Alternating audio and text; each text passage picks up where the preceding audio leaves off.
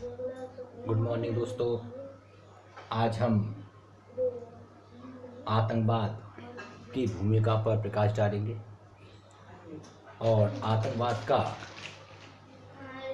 स्वतंत्रता सेनानियों से किस प्रकार अंतर है ये भी स्पष्ट करेंगे कि सरकार के खिलाफ लड़ना क्या उग्रवाद है, इसको भी डिस्कस करेंगे। और हम ये भी देखने की कोशिश करेंगे जो देश लोकतांत्रिक, धर्मनिरपेक्ष और लोक कल्याणकारी नहीं है तो क्या वह आतंकवाद की ओर इशारा करते हैं।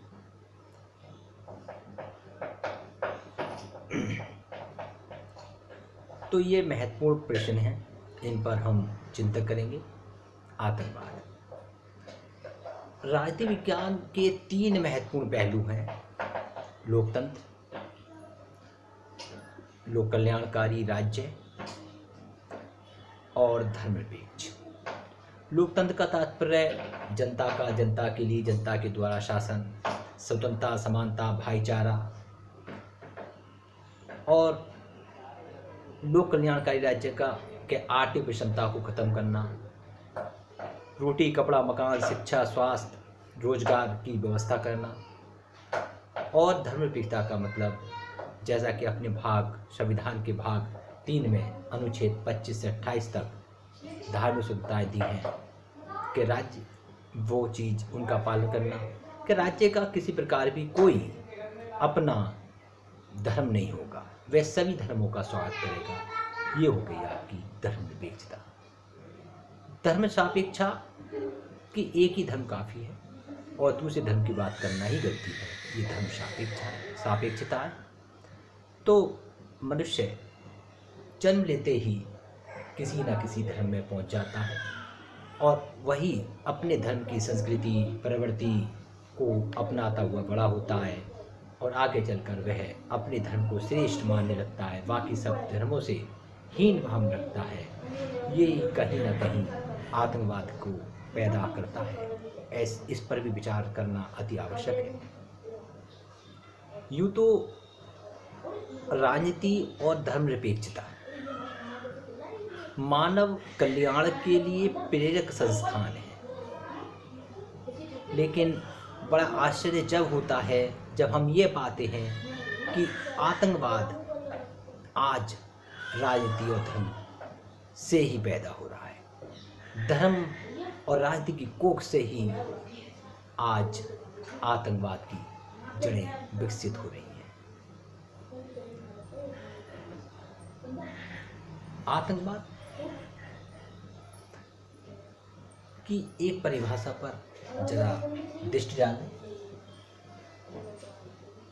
आतंकवाद से तात्पर्य है किसी व्यक्ति, समूह, समुदाय, यहाँ तक कि राज्य भी, संस्था भी देश द्वारा अपने आर्थिक, वैचारिक, धार्मिक, राजनीतिक, विचारात्मक लक्ष्यों की पूर्ति के लिए लोगों में हिंसा फैलाकर वह आतंक उत्पन्न करना ही आतंकवाद है।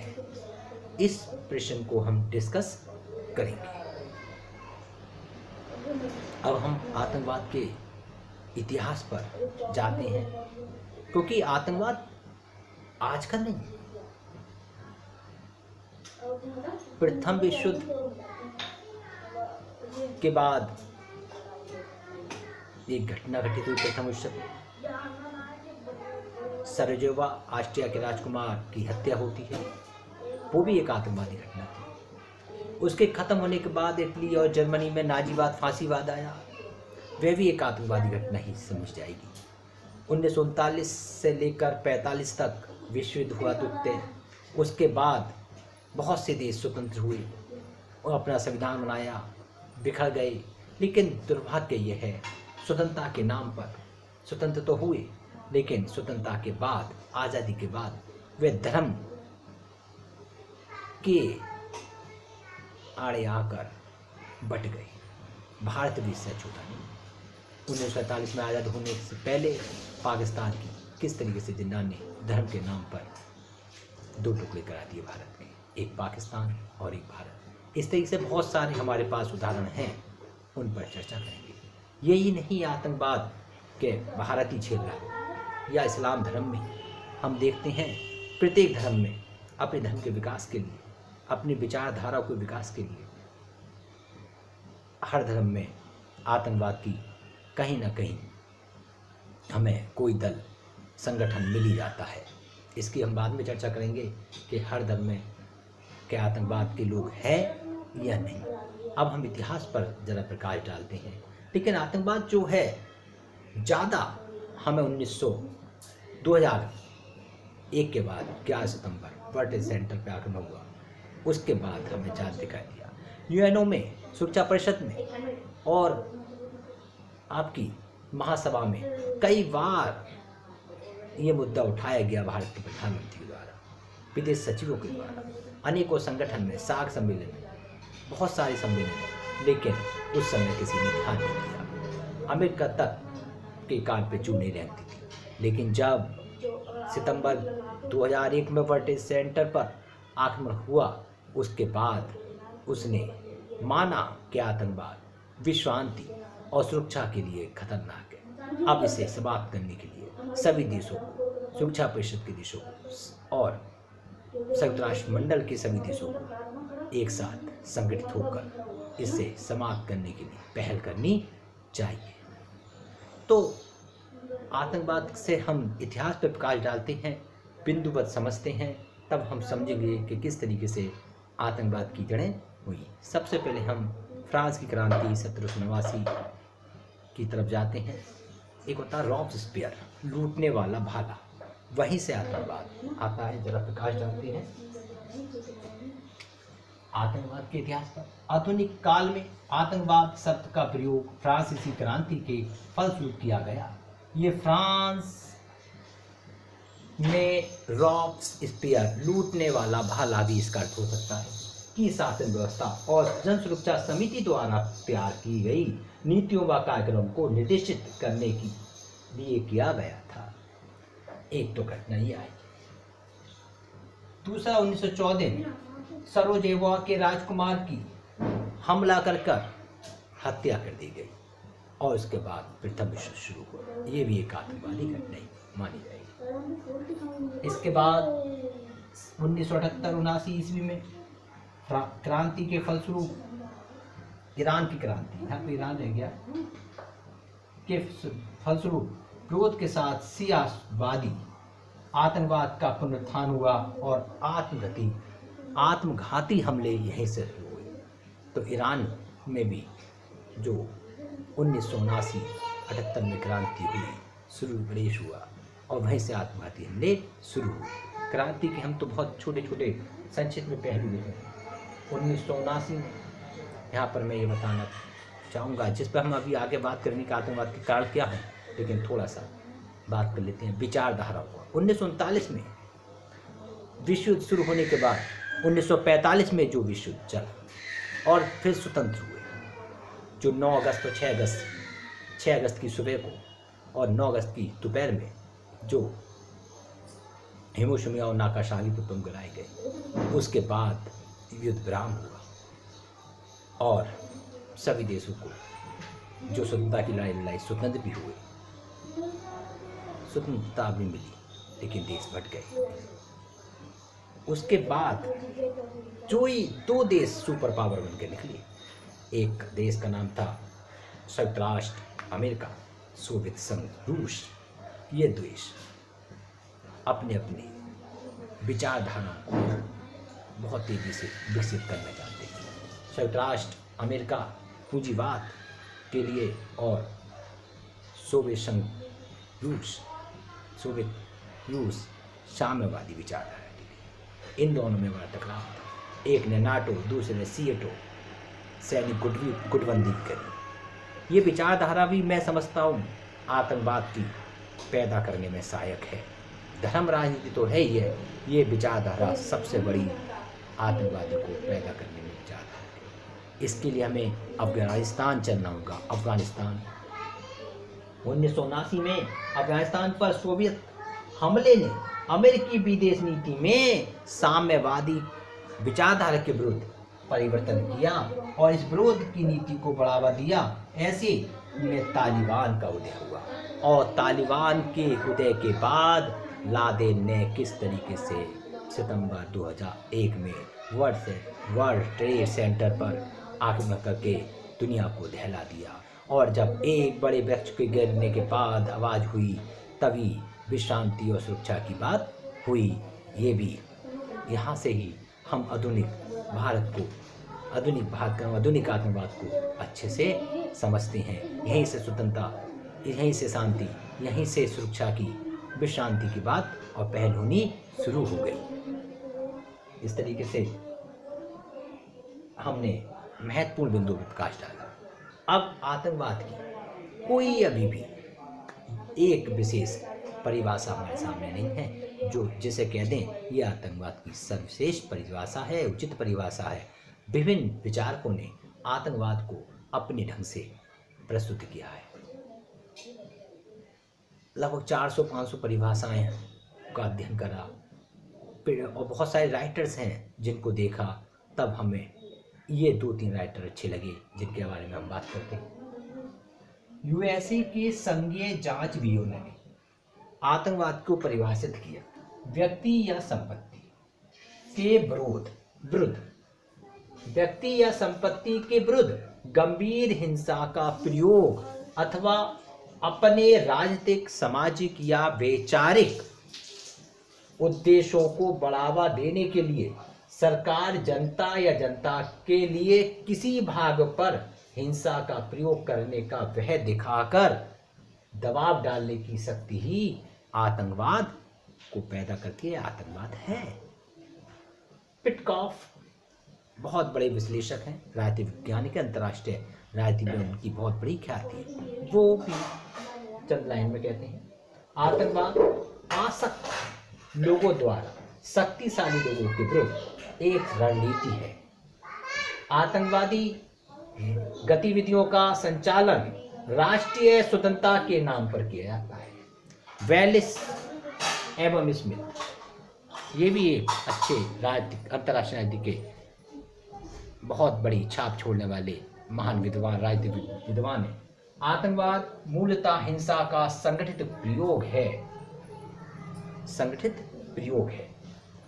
यहाँ पर देखिए, आतंकवादी गतिविधियों का संचालन राष्ट्रीय स्वतंत्रता के नाम पर किया जाता है। ये बहस होगा। उपरोक्त सभी परिभाषाओं से अध्ययन करके हमने एक परिभाषा बनाने की कोशिश करी है। आप सब को पसंद आए तो अच्छा है। आतंकवाद से तात्पर्य है किसी व्यक्ति, समूह, संस्था या देश द्वारा अपने आर्थिक, धार्मिक, राजनीतिक, वैचारिक लक्ष्यों की पूर्ति के लिए लोगों में भय और आतंक पैदा करना ही आतंकवाद है। तो यहाँ पर यह सिद्ध हो जाती है कि अपने आर्थिक, धार्मिक और मैं तो कहूँगा धर्म और राजनीति जो प्रेरक संस्थाएं हैं मानव कल्याण की, वहीं से आतंकवाद ज़्यादा हो रहा है। क्योंकि कुछ धर्म के ठेकेदारों ने अपने धर्म को श्रेष्ठ बताकर दूसरे धर्म को छोटा करके और ये हीन भावना पैदा करती है और धर्म ऊंचा हो गया और मानव कल्याण, मानव जाति का कल्याण बहुत छोटा हो गया। धर्म वही होता है जो मानव कल्याण करे, सुख दे, शिक्षा दे, स्वास्थ्य दे, गरीबी खत्म करे, मेल मिलाप बढ़ाए, परस्पर प्रेम, स्नेह हो, सहयोग हो, सद्भावना हो, वही धर्म हो सकता है। जहाँ पर टकराव हो वो धर्म हो ही नहीं सकता। तो यहाँ पर धर्म ज़्यादा महत्व। अब इस तरीके से हमने विभिन्न मतों की विचारधारा, परिभाषाओं को सुनकर यह आतंकवाद की परिभाषा को संगठित रूप देने का प्रयास किया। अब हम कुछ लोगों का मानना होता है कि आतंकवाद, एक आतंकवादी और स्वतंत्रता सेनानी में कोई अंतर होता है तो होता है। आतंकवादी और स्वतंत्रता सेनानी में अंतर होता है। आतंकवादियों का हिंसा साधन से परिभाषित की जाती है जबकि स्वतंत्रता सेनानी आंदोलनकारियों को उनके साध्य तंत्रता से परिभाषित किया जाता है। ये बहुत छोटा सा अंतर है जिसे अभी समझते हैं। आंदोलनकारी नैतिक व वैधानिक संघर्ष कर सकते हैं, जबकि आतंकवादी सदैव हिंसा का रास्ता ही अपनाता है। तीसरी बात, आंदोलनकारी सरकार के खिलाफ विरोध करते हैं, आम जनता को अपना शिकार नहीं बनाते और वह गैर सरकारी निर्दोष नागरिकों की कभी हत्या नहीं करते। जबकि आतंकवादी आत्मघाती हमले कर निर्दोष जनता, छोटा बालक, बड़ा व्यक्ति, बूढ़ा, किसी को नहीं छोड़ते। स्त्री, महिलाओं, सही शिक्षा के सदन, मंदिर, मस्जिद, कहीं पर भी वह चर्च, कहीं पर भी वो अपने फिदाइन हमले, अपने आत्मघाती हमले से दहला देते हैं। यही बहुत बड़ा अंतर है। और एक स्वतंत्रता सेनानी हमेशा सरकार से लड़ता है, नैतिक रास्ता अपनाता है, पूरे राष्ट्र की आवाज़ उसके पीछे होती है, पूरा राष्ट्र एक साथ चलता है और विरोध करता है। जिस तरीके से देश में 1920, 1930, 1942 में भारत छोड़ो आंदोलन, सविनय विज्ञान आंदोलन, असहयोग आंदोलन, 1900 इस तरीके से गांधी ने तीनों आंदोलन चलाकर जनता को जागरूक करा। उससे पहले तिलक से पहले गोखले जी ने, तो वे एक स्वतंत्रता सेनानी थे। और दादाभाई नौरोजी ने अच्छे से विश्लेषण करा कि आर्थिक शोषण विश्लेषण करने वाला बताया कि ये लोग हमारा आर्थिक शोषण कर रहे हैं और इसके खिलाफ आवाज़ उठानी चाहिए। आर्थिक शोषण से मतलब है हमसे सबसे टैक्स लेते थे भारतीयों से, और टैक्स का सारा पैसा संचय करके ये लंदन में पुल बनाते थे, वहाँ की सड़कें, फैक्ट्रियों पर विकास करते थे, भारत की तरफ बिल्कुल ध्यान नहीं देते। ऐसी सरकार को तो उखाड़ कर फेंक देना चाहिए। जबकि आज हम देखते हैं कश्मीर के लोग जो आतंकवादी की रास्ता अपना रहे हैं या जो पड़ोसी देश के कहने में आ रहे हैं, क्या भारत केंद्र सरकार कभी उनके साथ पक्षपात नहीं करती? जो भी कभी तो विशेष बजट बनाकर उनके लिए बहुत ही विशेष पैकेज देती है उनके विकास के लिए, शिक्षा के लिए, तभी भी वे धर्म के नाम पर बढ़ जाते हैं और गलत रास्ता अपना लेते हैं। केंद्र सरकार ने जो उत्तर प्रदेश को देना है, जो आपके पंजाब को देना है, उससे ज़्यादा विशेष पैकेज बनाकर वो जम्मू कश्मीर वासियों को देती है।